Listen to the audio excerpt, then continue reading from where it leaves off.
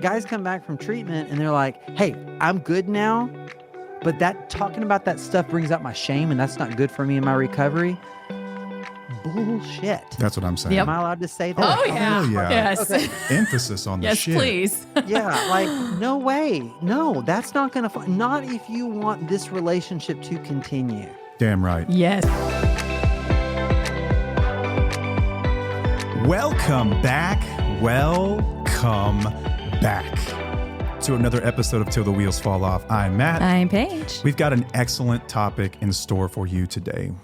Today we are bringing on Dr. Jake Porter. He is a renowned expert in relational and betrayal trauma, specializes in helping couples navigate the complex challenges of recovery and healing after addiction and infidelity. As a licensed professional counselor and certified sex addiction therapist, Dr. Porter combines cutting-edge research, deep empathy, and practical strategies to guide individuals and relationships toward lasting transformation. With a focus on neuroscience, emotional intimacy, and the unique impact of betrayal, his work has helped countless couples rebuild trust, connection, and hope. In this episode, listeners can expect to learn and gain insights into the complexities of sex and pornography addiction, its impact on relationships, the neuroscience behind betrayal trauma, it's a part you're really going to want to listen to, and the role of empathy and accountability in healing, and practical steps for navigating recovery and rebuilding trust. It's going to be a really great episode. We haven't covered this before because, frankly, neither of us have experience, so we brought in someone who has the most experience in dealing with this. Okay, but first, a couple of house cleaning items. I finally got merch taken care of. We finally restocked crew necks and sweatshirts. Right now, there is an issue, though, for Canadian listeners. There is a strike of some kind of labor disagreement. They are picketing up there, and they are not allowing us to ship. So if you are a Canadian listener and you want to ship something, just contact us, shoot us an email, and we will find a private courier, give you a quote and everything else. All that can be found at our website, www.twfo.com. You can also find our community there, our free Facebook community, where you can connect with thousands of other wheelies, people that are going through this, listeners of the show, people that are navigating addiction, whether that's an active recovery, if you've left a relationship, if you were trying to rebuild trust and understand how to navigate the rough and choppy waters of recovery, you can connect with other people there. And sometimes it's enough just not feel so alone in it. We've also got a course. If you've been listening to the show for a while and you've wondered, how in the world do I get what they got, or some version of that, or find hope in my relationship? We built a course called Independently Strong with Dr. Christopher Taylor. This is an alternative to things like Al-Anon that are out there you might be familiar with. And it's a program that offers hope for those that want to rebuild the relationship, and that shows what real recovery looks like and how a healthy, equal partnership can be restored. At the same time, we support and recognize that not every relationship can be saved. Sometimes things can get totaled, just like a car. We recognize that. We help you gain strength to leave if necessary, but from a place of empowerment and confidence, not fear or misunderstanding. You can find out more by going to our website or directly to independentlystrong.com, and Wheelies get a 75% discount using the code Wheelies75. Again, that's Wheelies with an S, 75 at checkout. Lastly, we've got a sponsor for today's show, excellent sponsor, SoberLink. If you don't know what SoberLink is, it is, think of it as a really high-tech breathalyzer. Okay, this is something you keep in your pocket. It's got facial recognition technology, and it is tamper-proof, and it has an online portal where you can set up things like sober contacts. If you've got a sober circle, a sobriety circle, and you're trying to rebuild trust in your relationship, if you've been a chronic relapser, if you've been through treatment several times and you're kind of on your last leg, if you will, this is a great way that you can show people that you're serious this time. This is also amazing for couples that are dealing with custody battles. It is court admissible in all 50 states and Canada. It offers proofs of sobriety when it really matters. And it is, like I mentioned, tamper-proof. If you try to mess with this thing, they will know. All the tricks that you've heard about breathalyzers do not work on SoberLink. It's got, so when the facial recognition technology, a lot of times you could have like a friend blow in it, or you could like suck on it, or there's all kinds of tricks that people have. It's not going to work because it's going to verify who's blowing in this thing. It has government grade facial recognition technology, and it has a 24/7 standby staff and they're reviewing this stuff all the time. They know when someone is actually drinking versus when someone has used cologne or they've just eaten something that, might set off a cheaper, lesser version of this. They know, they can tell the difference, and it will not send a negative or was it positive or negative if you blew in this? It'd be a positive test, I guess, right? Positive test to all your family and friends. They will give you the opportunity to wait a moment, blow again. It is the gold standard as far as breathalyzers are concerned. So if you're looking for accountability and peace of mind, visit soberlink.com/wheels to sign up and get $50 off of a device. Again, that's soberlink.com/wheels. And now on to the show. And this is one that we've been looking forward to for quite some time. Dr. Porter, thank you so much for agreeing to come on the show. And just give me a bit of a rundown how you found yourself in this space real quick. Sure. Well, thank you, Matt and Paige, for having me. I'm excited to be here. I've been doing this work professionally since 2013. I was doing this work personally for about 4 years before that. So I'm in recovery myself. I'm a recovering, identify as a recovering sex and love addict, although I hate the term love addiction. But that's the primary 12-step program that I worked was SLAA, Sex and Love Addicts Anonymous. And so I used to be a pastor. So I was a pastor, and I got into recovery, and I did recovery myself for a few years. And then I got fired by my therapist, who said, you should be doing this work professionally. Go get more training and then come work with me. And so that's what I did. I got another master's degree, and I became a certified sex addiction therapist and a bunch of other trainings. And started doing this work. In 2017, I left pastoring and began doing this work full time. So that's how I got here. Awesome. Well, let's get right into the meat potatoes of the show. How do you define sex addiction? So sex addiction is, it's a process addiction or a behavioral addiction, right? So in contrast to, say, a substance addiction or a chemical addiction. And so think about it like gambling, right? People who are gambling addicts, they don't gamble in a compulsive way because they're addicted to winning, because then there wouldn't be very many gambling. Right. But the something in that, in the routine, in the process of pulling that lever or placing that bet or drawing that card, is compelling them to do it to an extent that they spend more than they intend in terms of dollars and time.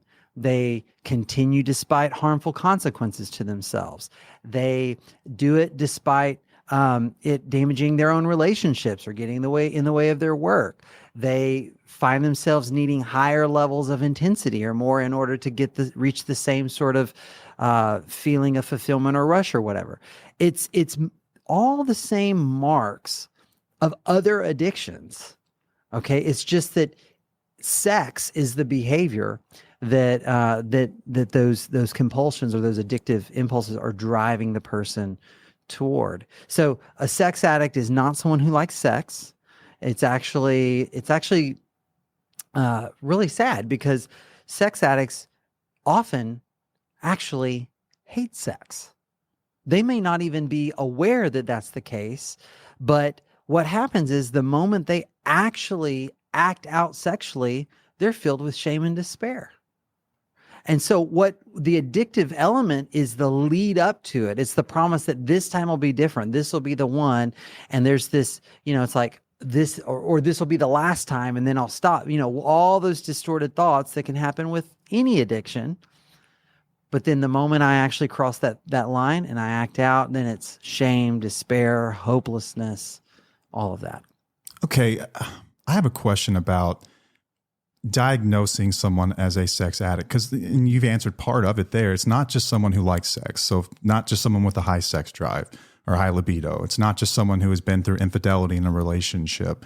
Is there an acid test for sex addiction? Like from, I guess, example, like for alcoholism, for instance, like 12-step communities, a lot of the times if someone's unsure, they will say, well, why don't you go try some controlled drinking and then we'll see how that goes. And you can usually tell pretty quick. Is there something similar for sex addicts when you're diagnosing this? How do you diagnose it? So, there are some like standard measures out there. that we can have people take. There's something called the SAST, which is the sexual addiction screening test. There are 10 diagnostic criteria that we can talk through, and if you have 3 of them, that reaches the threshold for the diagnosis. So there are those sorts of standard measures. There's one called the CSBD, compulsive sexual behavior disorder inventory, CSBD 19. And you can find these things online if someone's interested. But often it is there is, like, as we're doing intake with people, there is in their history, we'll ask them, like, have you ever tried to stop and failed? Right? Have you repeatedly failed to resist sexual impulses to engage in specific sexual behavior? That's the question. And many, many times they say yes. Okay, well, tell me about those times. And again, you could swap out, sex with alcohol or, whatever the chemical is, and it's very similar dynamics around it. I have a question. This is debated, I think, and there's like 2 opposing, I guess, wormholes that for whatever reason my algorithm dives into, and it's like the manosphere of TikTok, and then there's like, so we share a TikTok account, so I get like feminist content and I get like the manosphere content. It's wild. It's a wild algorithm. But something I see people battling in the comments a lot when it comes to sex addiction, if there's a video about it, men will often say sex is a need. It's a biological need. Is that true? I've yet to meet someone who died from lack of sex. Right. Like water, food, or. Yeah. Right. I haven't. Here's a question, and people, different cultures, values, whatever, so I don't want to like impose these values on other people. But, a question that I often ask folks in this debate is, well, if you're, and this is going to get real morbid, real dark, real quick. So sorry, just heads that's up good. here. It's all right. But like, let's say, God forbid, Paige is in a terrible accident. She can't ever have sex with you again. What's going to happen? Right. So there's really 2 answers to the question: is sex a need? There's the answer, if we want to look at this evolutionarily as a species, sure, sex is a need if the human species is going to continue on this planet. Is it a need for any one individual? No. I mean, you're not going to die. Now, I think that is not to say it's not important and meaningful and something that enriches our lives and something that we should value and celebrate and protect and cultivate and all of that. So, let's stay in a place of nuance here. It's not all or nothing, black and white, but if we're gonna be black and white about the question, is it a need or not? No, not to any one person individually. I think there's so much behind that too. I think oftentimes, and this is just my opinion on it, it seems like it can be cultural to some degree. Like I was reading a study, I cannot remember who did it. I probably shouldn't even reference it since I can't cite it, but there was it talked about gender roles, and it talked about sex addiction and how it's very prevalent in faith-based spaces. Yeah. So is that because there's a higher instance of it in that population, or does the morality of sex come up more in these types of spaces? Because it is part of the moral fiber of religion, if you will. Yeah. So I think the answer to that is both. And I've looked at the research on this pretty extensively. So I think both of the things you named are critical there. I'm going to start with the second one you named around sort of the moral standards, right? So in my clinic, Daring Ventures, we get lots of people from all over the world actually apply to come and work with us and do intensives here with us. And we work with folks online. And it is not unusual for someone to, reach out for support and they say, well, oh, I'm a sex addict. And then we actually do the assessments and they are not sex addicts, but they're super religious. Okay. And they think the fact that, 4 times a year they view pornography makes them a sex addict because they just can't stop 4 times a year. I'm sorry, that does not that clinically that is not addiction. There is not a hijacked dopaminergic reward system involved in looking at porn 4 times a year. Okay. Now, is it problematic? I mean, if it's causing you distress, if you're doing it despite not wanting to, if you're doing it in secret from your partner, yeah, then that's problematic. Okay, so there's this larger umbrella that we would call problematic sexual behaviors. Sex addiction is one category underneath that. Okay, so the sort of the moral standards in a lot of religious communities can make people think they're addicts when clinically they don't reach that threshold. However, let's talk about the first potential scenario you laid out, which is there just a higher instance of sex addiction in these communities? Yes, there is, because of, and I'm cannot think of the exact name of the effect from the study, but it's basically research shows that the more you try to constrict something through sheer like impulse control, the more there's a backlash. In fact, it may be something backlash effect or something like that. And there's several studies. There's been studies of this with Christian men, with Jewish adolescents, so across different populations. But when you really clamp down on any behavior or use of any sort of substance, there's a backlash effect. And so I think what's happening in a lot of religious cultures is if you look at the actual like doctrine or the actual teaching, they'll say things like, oh, sex is a beautiful gift from God. Sex is a good thing. But in practice, they treat it like, well, let me put it this way. My sister, back when I was in college, my sister was in high school. She was in this play, and it was about this real backwoods sort of Southern family. And she had this line in the play that just always stuck with me. She said, the preacher told me that sex is a dirty, disgusting, horrible thing, and you should save it for someone you love very much. I'm like, that's it. That's it, right? So if you've got like this conflicting message of where, oh, it's a beautiful thing, but treat it like the plague, there's going to be a backlash probably. Yeah, and that backlash effect, I mean, I think that we've all seen that. We all went to school with a guy or a girl who had an extremely strict upbringing, and they weren't allowed to do anything. And what happens the moment they leave the house? We've all seen that story play out. They go nuts. Oh, yeah. They go nuts, right? Because they've been told this is bad. This is you wrong. Need to hold on to this. Keep it away. Awful. Yeah. It just makes you more curious in some ways. That's interesting that there's a higher instance of it. And that kind of gets me into my next question about sex addiction and pornography. I see, and this is kind of back to my first question in a way as well. I see a lot of folks being diagnosed with things like everything's pathologized these days, especially on social media. People are diagnosing themselves autistic on TikTok right now. It's all over the place. And so I see a lot of creators who will diagnose their husband a sex addict because they caught them viewing pornography. And pornography comes up a lot, right? Some people almost use it as the acid test. If your loved one looks at pornography, chances are they are a sex addict. And I see people being labeled as sex addicts. I'm not sure that's fair. So when it comes to pornography, is there a healthy level of pornography? Is this something that just runs rampant with sex addicts?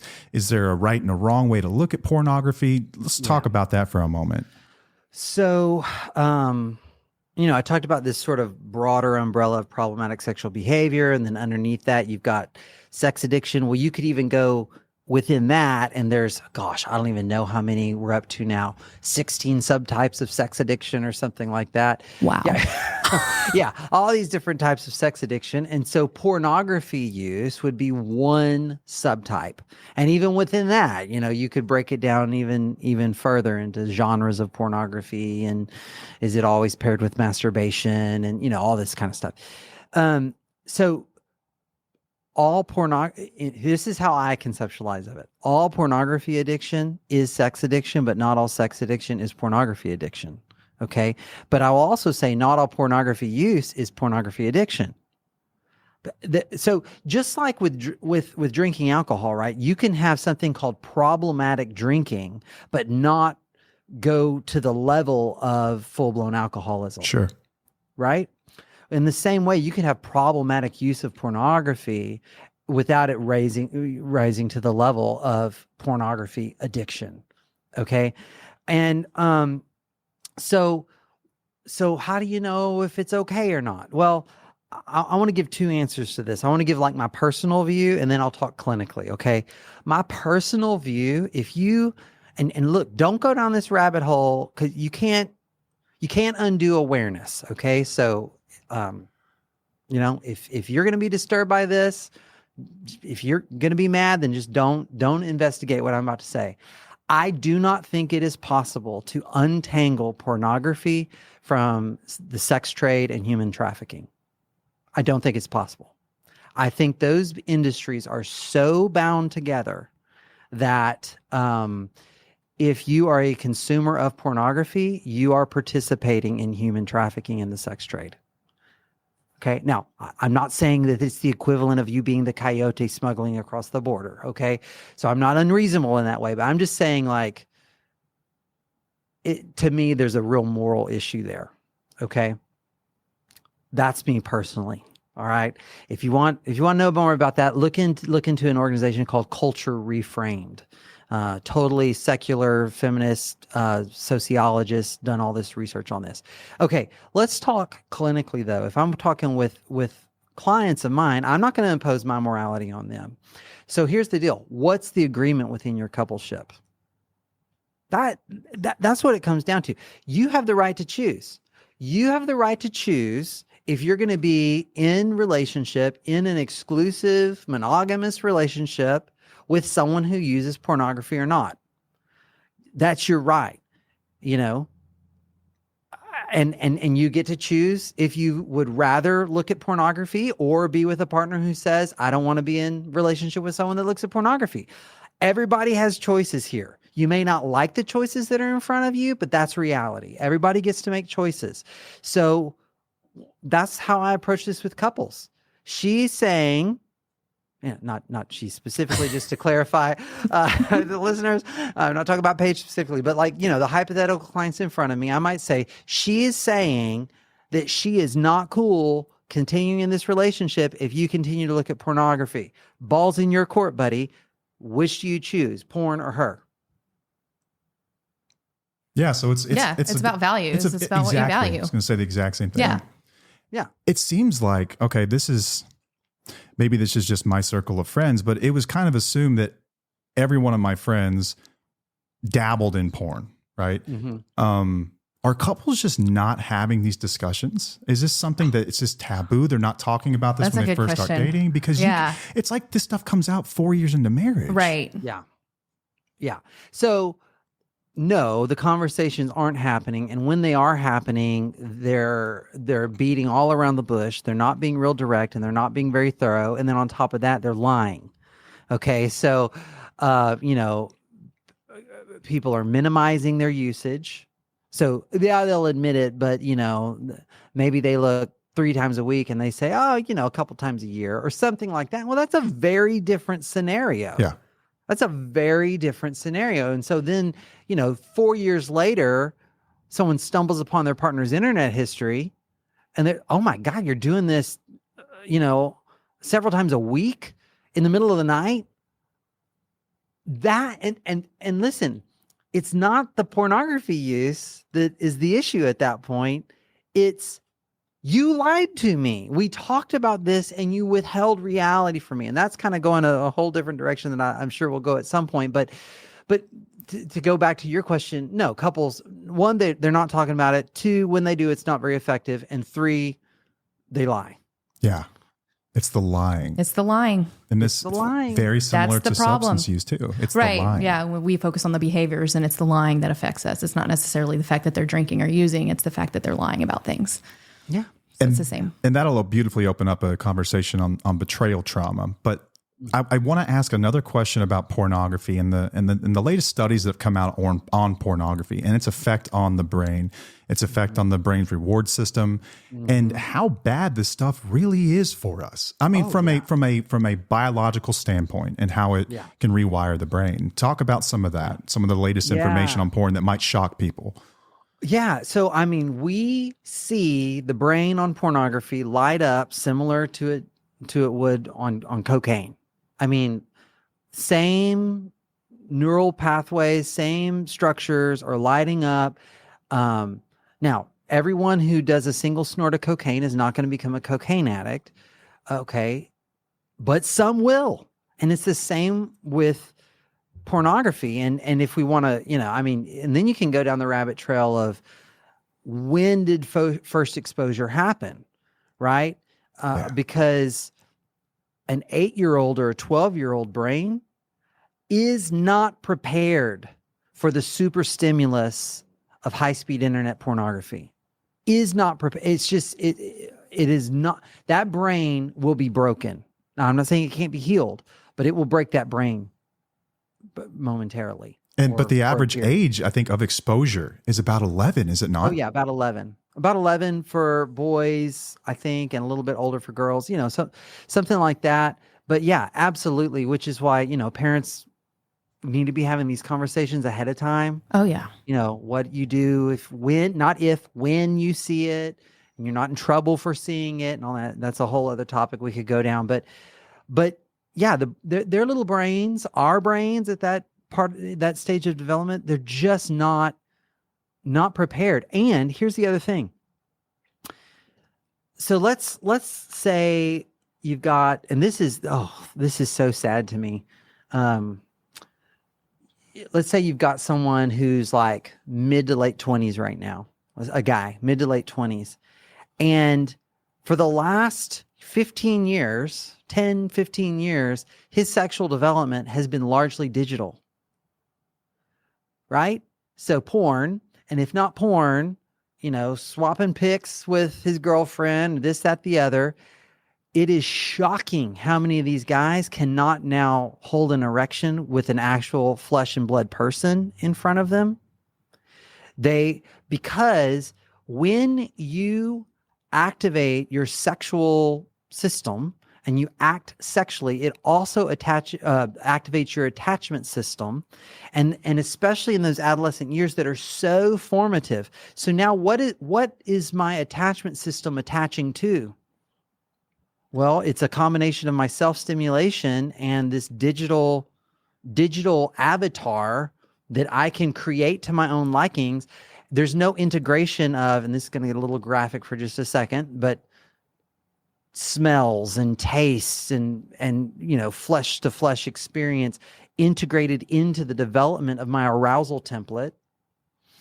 You give me a 65-year-old with porn-induced ED and a 25-year-old with porn-induced ED, the 65-year-old will recover much, much faster because there's foundational neurobiological sexual development with real people. Wow. That is shocking. 25-year-old. Wow. Yeah. I mean, it just goes to show how these early experiences can truly set you up for life. And then you're going to have to undo so much. And if it's even possible, and I've heard the accounts of sex addicts, guys have, their testimony about what it's like recovering. And some will mention things like that. Like, yeah, I can't hold an erection. Like I like women from the screen, but not so much in real life. And this may be for another discussion, but I think that there's a digital avatar that we all hold in our mind of even our partners sometimes. Like we have textual attraction, but not sexual attraction. You can be someone else behind the phone screen. And it's almost like technology, for as beneficial as has been so detrimental to us when it comes to attaching to people. And the way we communicate and the way that we love and we show intimacy. It's insane. It's insane to me how damaging this can be. So last question on just kind of setting the stage for sex addiction.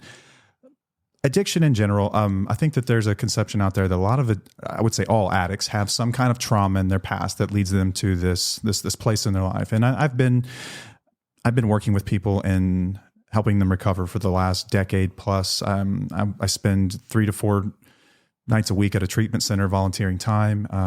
And I know some people that have been through some really traumatic experiences, but I also know some people that tell me it's no more complicated than I just love an altered state of mind. I like it. I had a great childhood and I had amazing parents.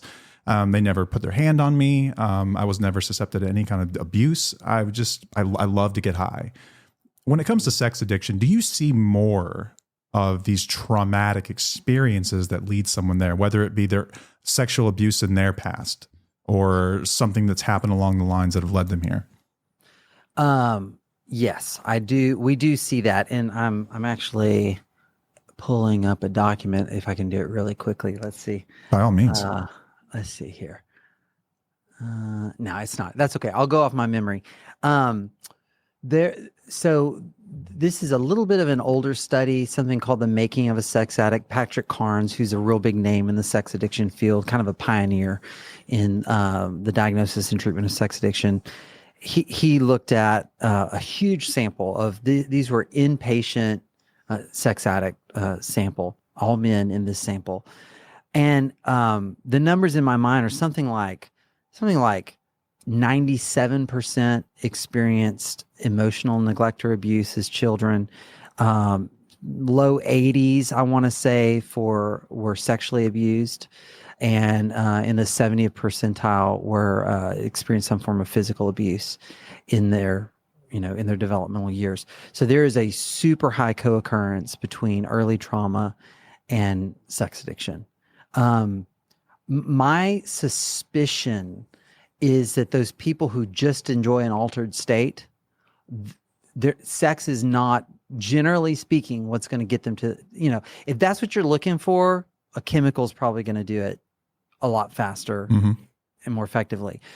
With sex addiction, and this is true to some extent of most addictions, people don't realize this consciously, but at some point, because of the way that adaptation level phenomenon where there's that progression where I need more to achieve the same high, I need to go further to achieve the same high.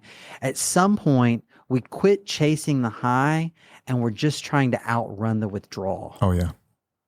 Right? So, and that's not even conscious for most people. I'm no longer pursuing pleasure. I'm trying to outrun pain, despair, shame, all sorts of affect dysregulation. And that's really pronounced with sex addiction. That's more developed. We call it sex addiction, but it's technically considered a compulsive disorder, right? Yeah, it kind of depends on who you ask and that kind of thing. And if you want to split the hairs between compulsion and addiction, and right? Yes. Because like substance addiction, a disease, right? Disease. It changes the brain. It changes the structure of the brain or parts of the brain. Does sex addiction do the same? Well, that is the big question, isn't it? I think it does. I don't think it does it in the exact same way that a chemical does. But, back Valerie, what was her name? I think her last name started with a V. Also, she was a British neuroscience researcher at Oxford. This has probably been 8 or 10 years ago when she was doing the fMRI studies of people looking at pornography. Again, seeing it light up the exact same way as cocaine, right? Repeated use is going to literally physically alter the neural substrates of the brain. And in the very same way, have that sort of hijacked dopaminergic reward system develop. So we kind of hit on betrayal trauma earlier in talking about couples that have this confluence of values, right? Like we didn't really discuss it going into our relationship when we started dating, but I look at porn X amount of times a week. I've told you something different. You don't like porn. You hate the sight of it. You think it's disgusting, but we've never really spent too much time talking about it. And then you discover that your loved one is looking at pornography on a regular basis, or that they're using escorts, or that they've been unfaithful, whatever it might be. It's not so much the act. It's not just the act or that they were looking at pornography. It's the way that it affects you and your memory and your filing cabinet of your memories of this person. And so let's get into betrayal trauma. I think this is where our two worlds intersect. Absolutely. Like I was a closet addict, and she had no idea that I was using for years and years and years and years. She thought she just married an asshole at some point. Like, this guy's wild, like what is going on? So what is betrayal trauma? Right. So betrayal trauma is what happens when hidden, and that's a big part of this, when a hidden betrayal is discovered, and it sends the brain into a state of overwhelm because of the implications of what's been discovered. Okay. And trauma happens when the brain has to face too much too fast. That's one way that trauma happens. It can also be too little for too long, right? But too much too fast. And we are wired, this gets a little bit complex. So a piece of understanding betrayal trauma is understanding that human beings are wired so that the security of our most important relationships is fundamental to our sense of safety and identity. Okay? So part of what makes me feel safe is knowing I'm okay with my wife. I'm okay with my parents, my family, my kids, whatever, right? The security in those relationships gives me a sense of stability, right? And also a sense of identity, who I am. Okay, those are related. So when I discover that this relationship that is so fundamental to my sense of identity and well-being is not what I thought it was, when I discover that, it sends me into a state of crisis. And it's a crisis, both like your brain is registering it as a survival issue, like a life and death survival issue. Okay. That's how important these relationships are to us. And then not only is it a survival issue, it's an existential crisis as well. Now, the existential part usually comes a little bit later, because at first it's like, wait a minute, is this happening right now? When's the last time? What is it? You're right, like, but what? Just trying to get the extent of it. But then it's like, okay, well, what does it mean that this happened? What does it mean about who you are, about who I am, about who we are, who I am to you? And those questions will derail a life. Oh yeah. Yeah. Paige sees it all the time. I mean, you went through the very same thing. Yes, I did. Yeah. And there's a lot of complex PTSD that goes along with it as well, because you're still being lied to over and over again. And that can do a number on you as well. Yeah. Layering again, one lie on another, on another, on another. And the betrayal is over time and from multiple angles. And it's, and it doesn't necessarily fit neatly into sexual betrayal, for example. There could have been financial betrayal along with that. There could have been emotional betrayal along with that, right? Betrayal of values, a sense of spiritual betrayal along with that. And so it becomes very complex, multifaceted. So the lying and the deceit is oftentimes more harmful than the act itself. Yeah. So both are harmful, right? Both are harmful, but typically, I'm not going to say, I'm someone who's really opposed to always absolute statements. Yes. Yeah. So the vast majority of the time, in the long run, it is the lying that does and has done the most damage. Now, initially, when partners are just trying to wrap their minds around it, they're very concerned about what happened. Okay. Mm-hmm. But as those gaps get filled in, then the lingering damage is usually around the deception. Yeah. The gaslighting. Yeah. I mean, when you discover something like this, it's almost like when this happens, I now have to put in or call into question my ability to judge character and my ability to determine what I'm seeing. Like am I even looking at reality? You can't trust yourself anymore. Like, you haven't just broken the trust between us. I can't trust myself anymore.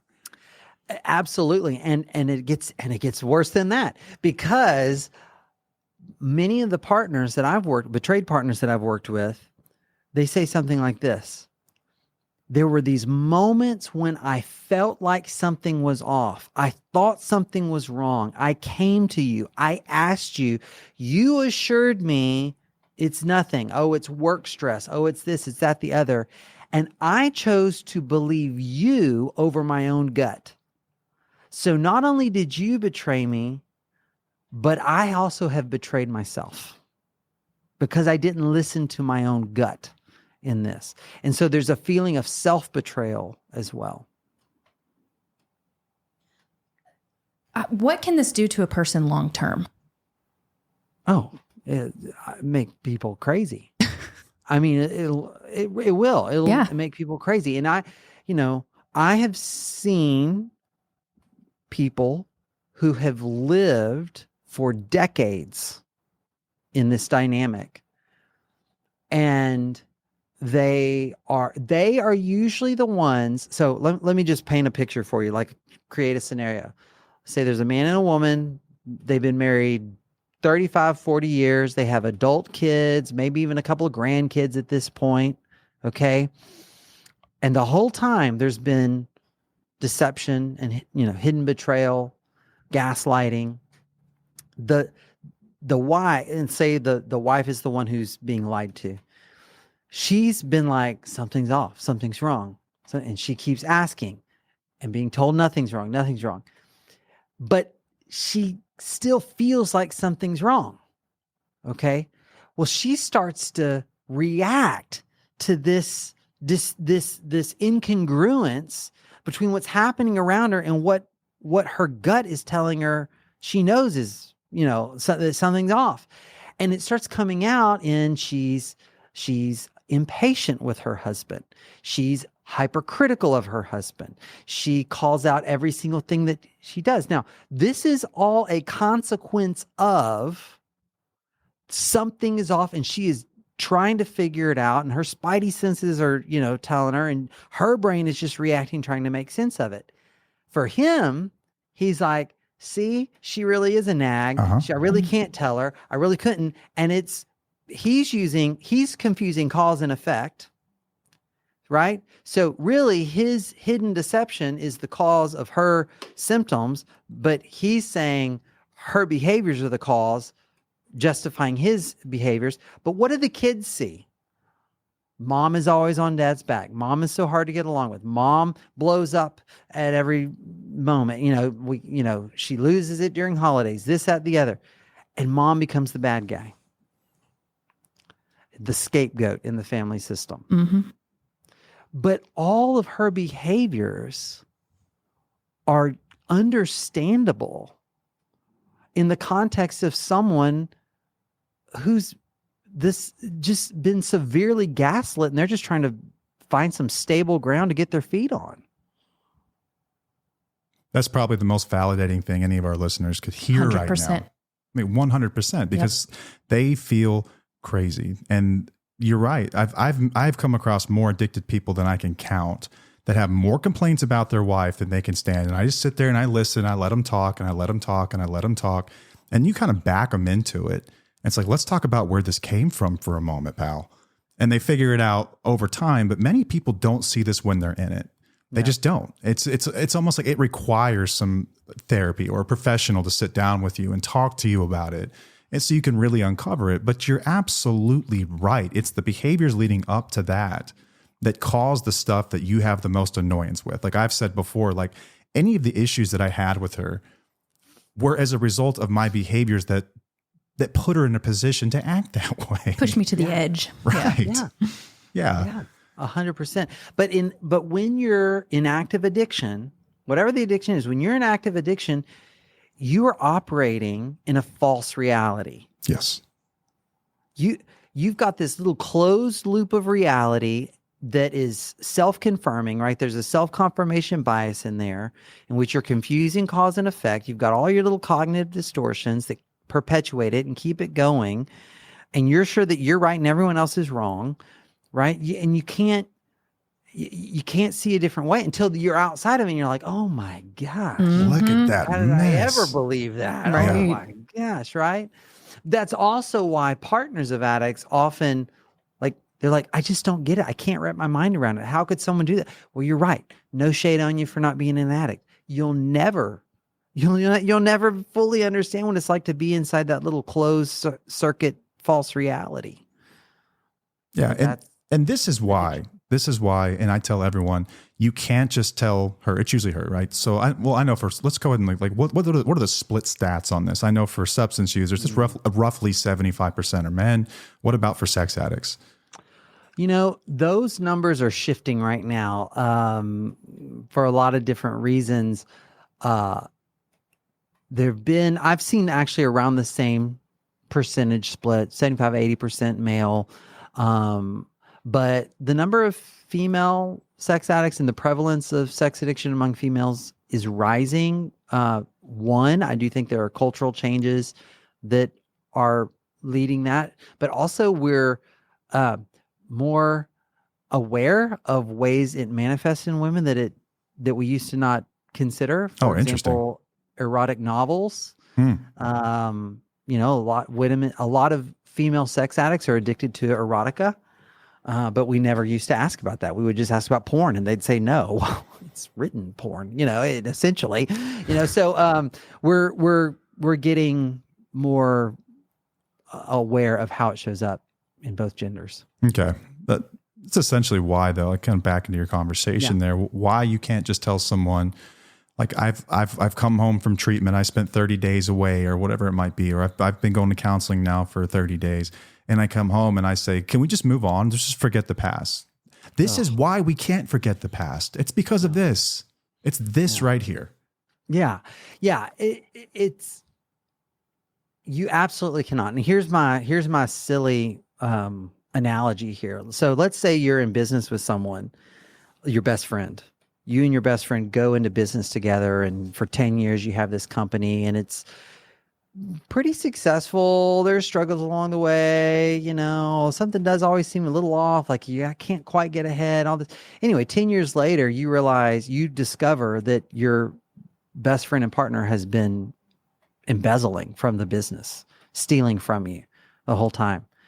And the partner's like, you're right. I shouldn't have done it. I'm wrong. I'll tell you everything. And they tell you everything, sort of, but they don't want to talk about it anymore. And they want to continue doing business with you. How's that going to go over? Not well. Not well. Like, if there's any chance I keep doing business with you, we're going to talk about this a lot. All the time. Every transaction. And you can bet there's going to be transparency that wasn't there before. There are going to be checks and balances that wasn't. And we're just talking about a business, much less a marriage. Right. So when guys come back, or ladies, guys come back from treatment and they're like, hey, I'm good now, but talking about that stuff brings up my shame and that's not good for me in my recovery. Bullshit. That's what I'm saying. Yep. Am I allowed to say that? Oh, yeah. Yeah. Yes. Okay. Emphasis on the yes, shit. Please. Yeah. Like, no way. No, that's not going to fly. Not if you want this relationship to continue. Damn right. Yes. I see that so much from 12-step communities and from LCDCs. And I don't think they're actually saying it, but a lot of time addicted people love to interpret what a therapist says for their own narrative, if you will. Yeah. And to remove that shame. They will tell someone, and I've actually seen LCDCs tell families that you can't bring this stuff up because it causes shame, and if he gets into shame, it might trigger the relapse. And it's like everyone is so focused on what the addicted person needs. What do we need to keep them right? It's always about the addict, right? It's seldom about the partners. Ooh. And it drives me nuts. My language here. Yeah. I mean, I'll get fired up on this. Let's go. What a recovering addict, and I'm speaking as one. Same. I didn't need people to tiptoe around my shame. Let's go. Thank you. Okay. I needed to walk through my shame and essentially have a new sense of identity. Okay. And that's not going to happen through avoidance of talking about the hard things or the things that cause me shame. That is not going to happen. That is not actually what's best for that person. Okay. It's not. And I'm a grateful recovering addict who use the 12-step community, and I love the 12 steps for many, many reasons, but 12 steps is not the be all end all. And I can remember, I remember in my own recovery. So I conceptualize of like 3 levels of relationship health. Level 1 is basically codependence, where it's like, you're an extension of me, or I'm an extension of you. You exist for my good, my pleasure. I exist for yours. And maybe we even take turns at it. It's your turn for a while, my turn for a while. But that's where I'm going to lie to you if you're not going to serve my purpose. That's active addiction is operating at level 1. Okay. I'm going to treat you like an object, an extension of me that I can bring in or push out to my reality. Okay. 12-step programs are really good at helping people move from level 1 to what I call level 2. Level 2 says, I'm responsible for me. You're responsible for you. You can make it sound like a Hallmark card. You take care of you for me. I take care, or I take care of me for you. You take care of you for me, right? Like, right. And it's that whole, you can't make me angry. I'm responsible for my feelings. You're responsible for yours. And that's called individuation. And it feels so much better than level 1 that people are like, we've arrived. We've arrived. I remember when I moved there, when that paradigm shift happened in my mind, I'm like, oh my God, they can't make me angry. I'm responsible for my feelings. It's like, yes. It is revolutionary at the time. It is. And I just want to say to couples like, don't stop there. Let's go. Wait, there's more. Yes. There's more, because level 3 says, you know what? I can take care of myself and my partner at the same time. I can't make my partner feel a certain way, but I have to own the reality that how I shows up influences my partner, and I'm going to steward that influence well. So this is the difference between my wife gets triggered about something and I say, hey, that's your stuff. You need to go talk to your people about that. I'm in my integrity. I know I didn't do anything wrong there. That's yours, not mine. Okay. Yeah. Which that's where a lot of 12-step. That's where they live most of the time. That's where they live versus, oh my God, I would never want you to feel that. Talk to me more about that. How could, share with me. If I love my wife, look, my wife's got wounds that predate our relationship. Sure. What I want to be like, oh, not my fault I stepped in it. That one was there before me. Or do I want to know where they are? 1, try to be sensitive to them. And 2, when I accidentally step in it, be a part of helping her feel better. Right. Especially if those wounds were from us, right? Like if those wounds were as a product of my own behavior. And it's not just better for my partner, it's better for me. I've always said that. I'm more grown up. Yes. I'm more the man I want to be when I act that way. 100%. 100%. Yeah, it runs rampant in I think 12-step lingo, just kind of the vernacular that runs around with it. It's like you can't, and I think everyone who's been in it for a while goes through that phase. We went through that too, where it's like, I can't cause you to feel anyway. Oh yeah. You went through that in very early recovery. Yeah. But stay on your side of the street. Yeah. Don't manage my recovery. It's like, we're married, y'all. Right. Like there's a gray area here. There's definitely a gray area where you can be there to validate your partner and be there. This is your most intimate partner. You're supposed to feel 100%. safe. You need to be able to talk about things. It's not just me and just you. Well, and let's talk about why 12-step programs work, because there's been a lot of studies on this. And if you look at the meta-analyses where they take, they do studies of multiple studies and they try to find these common factors. What makes 12-step programs work? 2 things. Number 1 is that you're totally honest with whether it's your sponsor, your home group, or your small tight circle of that there becomes a person or group of people with whom you are rigorously, radically honest, and they know everything. Okay, that's number 1. Why is that important? Well, I can't really get in reality until other people know my reality too. Right. And help me stay there. Okay. That's number 1. And then number 2 is that, and here's the 12-step lingo, that you actually work the program. Mm-hmm. So just showing up to meetings won't do it, right? You have to do the meetings. You have to have the sponsor. You have to do the step work. You have to do the service work. And what is that really about? Is it because there's something magical about the 12 steps or, circling up? No. Here's what it is. Here's another way they say it in the 12 steps. You got to put your program first. They read it in the chapter, how it works. Right. How it works, right? Commit themselves fully to our simple program of recovery. Mm-hmm. What are you saying there? What you're saying there is, I'm going to stop doing it my way. I'm going to submit myself. I'm going to see myself inside of this larger thing, and I'm going to understand that my good is going to be found when I submit myself to this larger thing that is beyond me, and I'm going to do it this way. So I'm not the survival unit anymore. My survival is now knit to this thing right here. So two things: total honesty and submitting yourself to something larger than yourself. Well, what would happen if instead of doing that with some guys that you might see a couple times a week in a 12-step meeting, you did that with the person you share a bed with?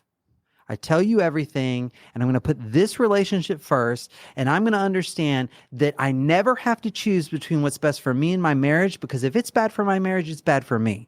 I believe that my best shot at not just surviving, but thriving and flourishing in this life is in my marriage. I'm really saying this now.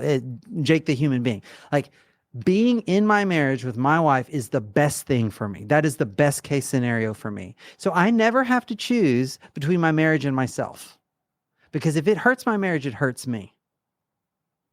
And so we're going to put the marriage first, and we're going to tell each other everything.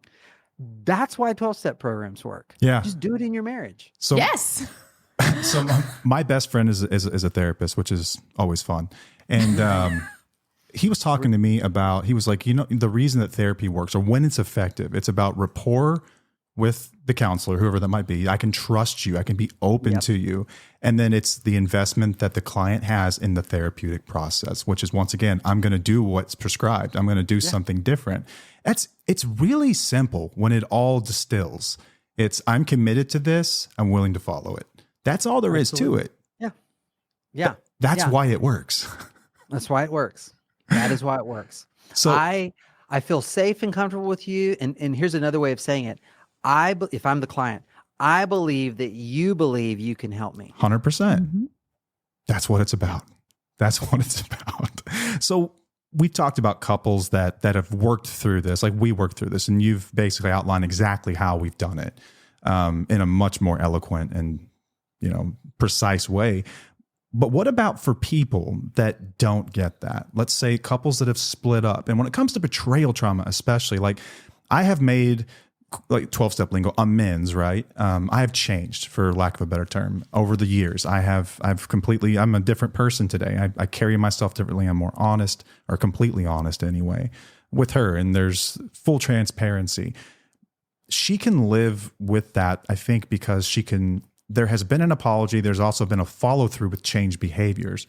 What about people that don't ever get that? How do you heal from betrayal trauma when that person has left you, or the relationship was too broken to try to fix? How does someone deal with that? Like, our listeners, primarily women that have dealt with these relationships, what are they to do? Yeah. So it's a process of grief at that point. Okay.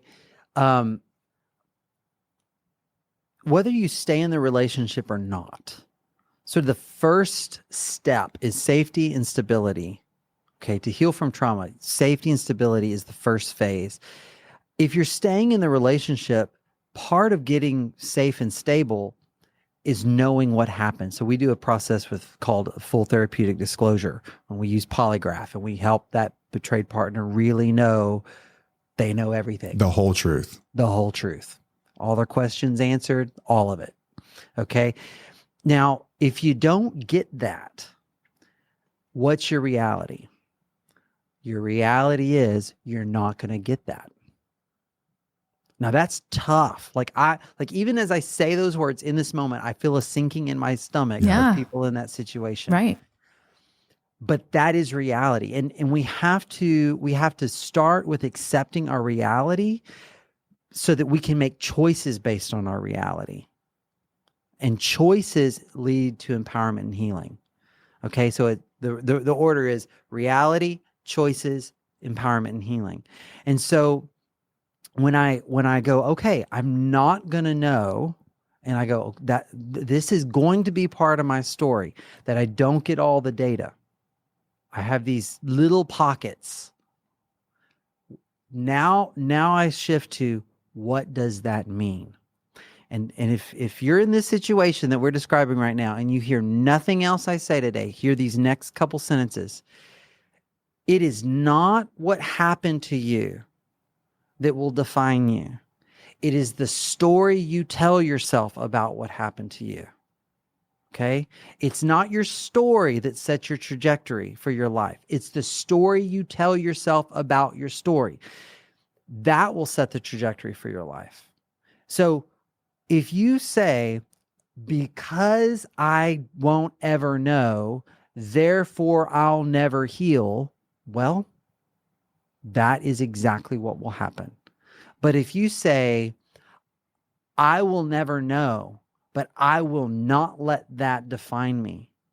I will not let my feelings of pain and anger, fear, I'm not going to ignore them, but I'm not going to be limited by them either. I'm not going to let the presence of those feelings about what has happened keep me from also feeling joy or love. And that might start with loving that morning cup of coffee, or loving, the bird feeder in the backyard or something like that. That's fine. But you are choosing to make meaning on purpose of what happened. That's grief. Grief is essentially a meaning-making process. What does it mean to me that this has happened?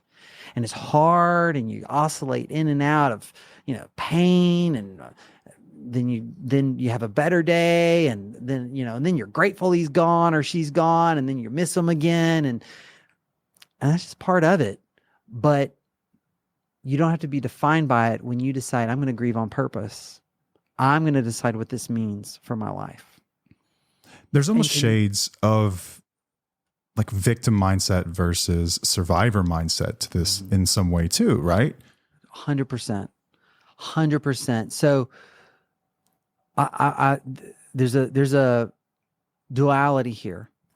I do believe betrayed partners are victims of hidden betrayal. I don't believe betrayed partners have to identify as victims because they've been betrayed. And there's a huge difference there. Huge difference there. Right. So a victim mentality, we could spend a lot of time on this, but victim mentality, there's an external locus of control, right? Mm-hmm. So something outside of myself is making me be in this place. If he would only do this, if she would just do that, if she wouldn't do that, if he wouldn't, right? Or they ought to, they should. And what I say is, yeah, maybe they should. Maybe in a purely just world, they should do that. But if they're not, what will you do? And I want to validate how unfair this is. It is, yeah. Right. It's super unfair. Yeah. But and you may not like the choices in front of you, but there's only one way I know of. If you don't like the choices in front of you, there's only one way I know of to get to a place where you do start liking the choices available to you. And that is, you start with the choices that are available to you, whether you like them or not. What are my options in front of me? Yeah. Right. And I have to start. It's reality, then choices, then empowerment and healing. Yeah. Hope can be such a beautiful thing that carries people. If hope didn't exist, I wouldn't be alive today. I'm sure that you would be in a vastly different place in your life as well, and Paige as well. But it can also be an incredibly damaging thing whenever your hope becomes so singular on one outcome, which is we're going to get better. We're going to be like that two-faux couple. We're going to be happy and everything's going to be better. And then something happens along the way, because like I've often said, as much as we sit up here every week and talk about addiction recovery and what it's like to recover as a couple, from betrayal and everything else, it was more up to me than it was her. Her role in this was patience, forgiveness, empathy, understanding. My role was a shitload of work to completely rewire everything about myself. And it was so much more contingent on me doing the work than it was her. But spouses would do it for them if they could. They are desperate for that that outcome. So when it comes to reframing hope for people, is there anything you could say to inspire someone to reframe hope about what your life could look like, even if you don't get the outcome that you want? Yeah. I think, I think, here's what I would say. And some people are going to disagree with me. That's fine. You know, Let everyone them. has the right to, disagree and be wrong. So, there's this idea of like, I've got to figure out the real me. Okay. And a lot of people early in recovery do this. They, I don't even know who I am. I've got to go find the real me. I'm going to call bullshit again. You don't find the real you. You decide who you want to be, and then you work to become that person. Okay. There's not some real me like hidden inside, and I'm going to do a bunch of navel gazing and one day, I found myself. Like that sounds nice, but it's not how it works. My doctoral degree is in the area of human development. Okay. I actually have a doctorate in education because I wanted to study human development, which is often in the School of Education, So how do humans develop? Well, by what you do. And what you do affects how you think and how you feel and the stories you tell yourself about yourself. And so I need to decide who I want to be, and then moment by moment choose to act in a way that I am being and becoming that person. How does that connect with hope? Well, you get to decide who you're going to be. Reframe hope. I love that. I mean, is it like unlimited? Like at 42 years old, now am I going to decide I'd like to be, an NFL, running back? Probably not. Is it too late for me to become, a concert pianist? Probably so. It's probably too late for that. But I guarantee you I can become a more humble person. I can become a more courageous person. Adventurous. Curious. I mean, yes. Yeah. So many things. Yeah. I'm not limited there. I get to be that person. I think that's such a beautiful way to look at it too. But culturally, I think that, and I think that marriage is a beautiful thing. It has worked very well for both of us. Don't get me wrong. But I think that so many people have been told, and it's sort of ingrained in us and conditioned, that you can only be happy if you're married. You can only be happy if you're married. A co-parenting thing will just not do. And so many people try to shove this square peg into this round hole for years and years and years and years. And let's say that you are with someone, substance user or sex addict, doesn't matter. We'll just use the word addict generally here.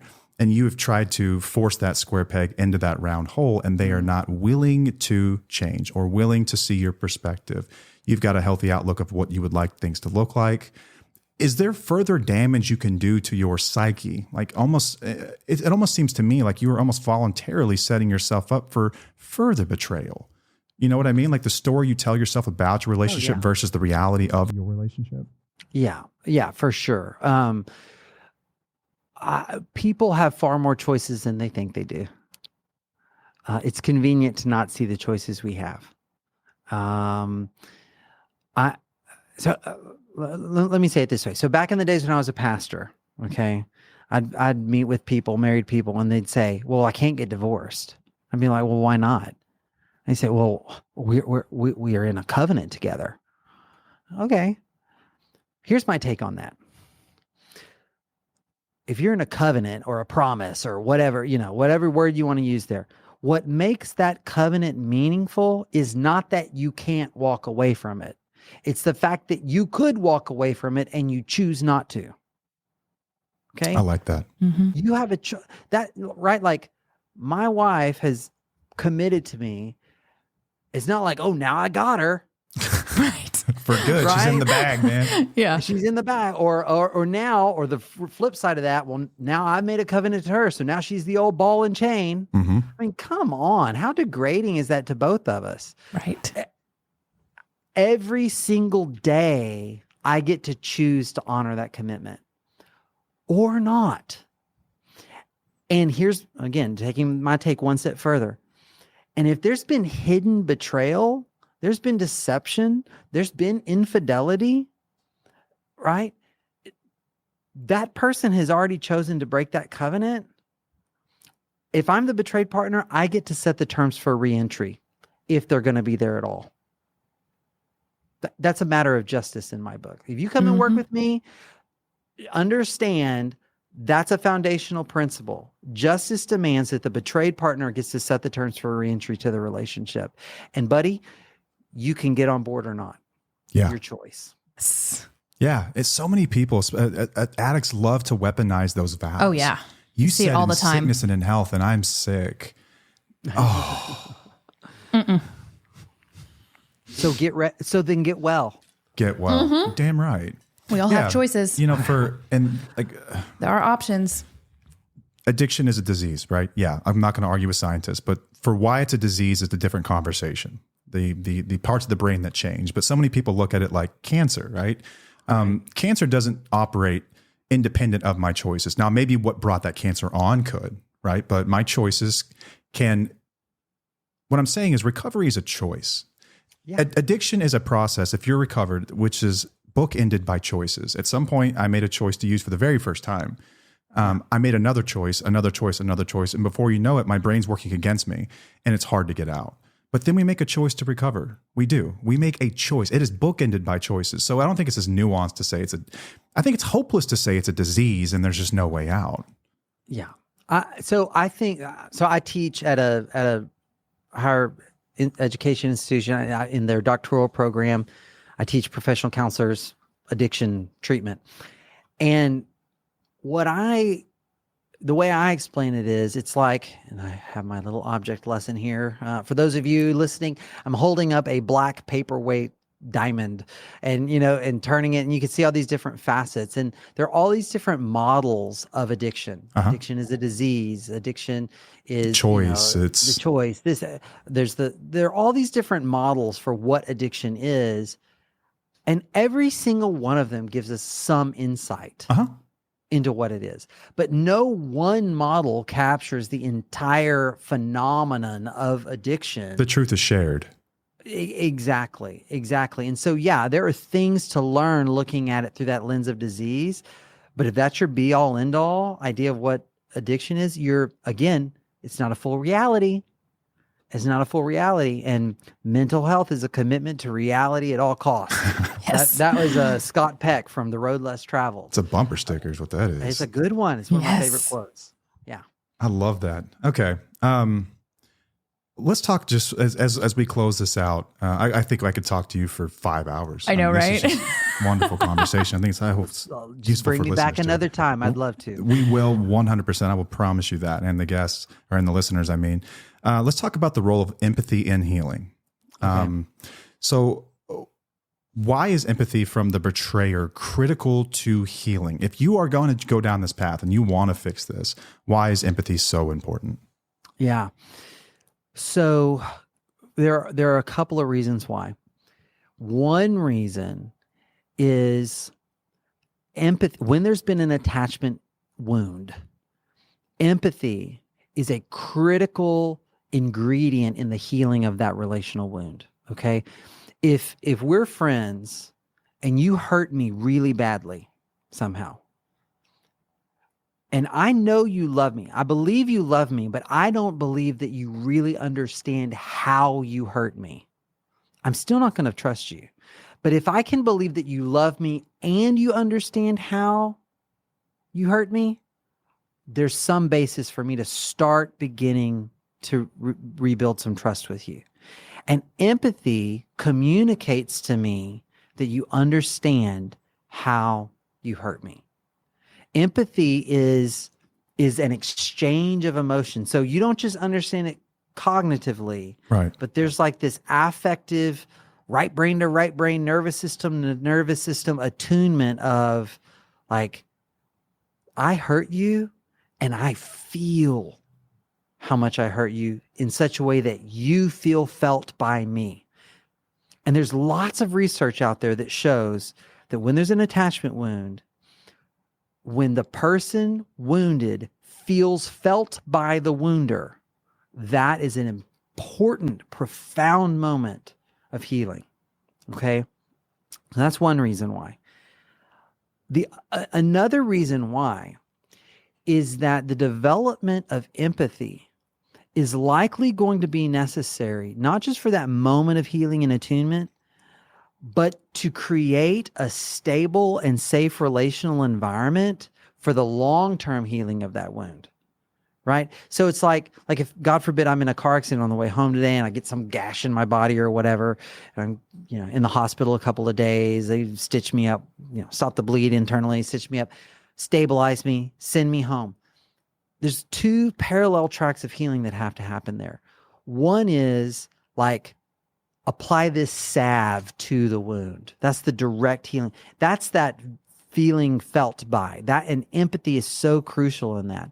But the other thing that needs to happen for that wound to heal is I need to stay off the roof, cleaning out the gutters. Mm-hmm. It's probably not time to put up the Christmas lights. I'm not going to pull up the dead crepe myrtle in the backyard, right? There needs to be an environment conducive to the healing of the wound. And if you don't have empathy, capacity for empathy, you're not going to be able to anticipate how you're going to show up in ways that start ripping that wound open. The self-awareness it takes, right? Self-awareness. That's right. And it helps me grow out of the selfishness inherent in so many addictions. So long-term, I'm going to be better set up for this relationship, to be a safe person in this relationship, and to not go back to my old ways through the development of empathy. What's the difference between, so when you mentioned some of the actual like the neuroscience behind empathy, like the mirror neuron system at work, understanding how you felt, and I'm feeling the very same thing, versus sympathy. And so when it comes to addiction, it's not always just the substance. A lot of times there are abusive behaviors that are taking place as well. And there's not a hell of a lot of empathy for the betrayed partner, for the spouse, whoever it might be, or just the partner. What's the difference between someone who is showing sympathy versus someone who truly understands empathy? And is everyone capable of it? Yeah. Okay. Great questions. So some people approach this in a very, all or nothing way, empathy good, sympathy bad. That's not what the research actually shows. There's a place for both. Okay. But the difference is important. Sympathy means I feel for you, right? So I feel compassion for you. I feel pity, and not even necessarily like in a bad, demeaning way, but like I feel sorry for you. I'm hurting for you. That's sympathy. And there's a place for that. Empathy, though, is I feel with you. Okay? I enter into your experience. So there's this psychological distance built into sympathy.